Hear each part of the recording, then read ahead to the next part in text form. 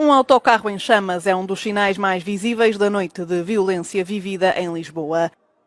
Vários concelhos foram afetados por desacatos violentos na segunda noite de confrontos entre populares e polícia, desencadeados pela morte de Odair Muniz, um cidadão de origem cabo-verdiana, baleado por um agente da PSP na segunda-feira.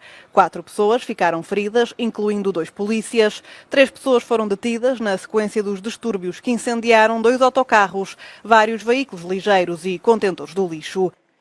O governo fala em distúrbios inadmissíveis, enquanto o Presidente da República lembrou a necessidade de preservação da segurança e ordem pública.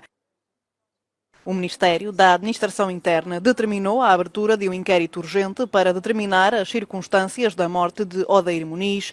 A PSP alega que o homem fugiu e tentou agredir os polícias com uma arma branca. O agente que baleou o homem foi, entretanto, constituído arguido.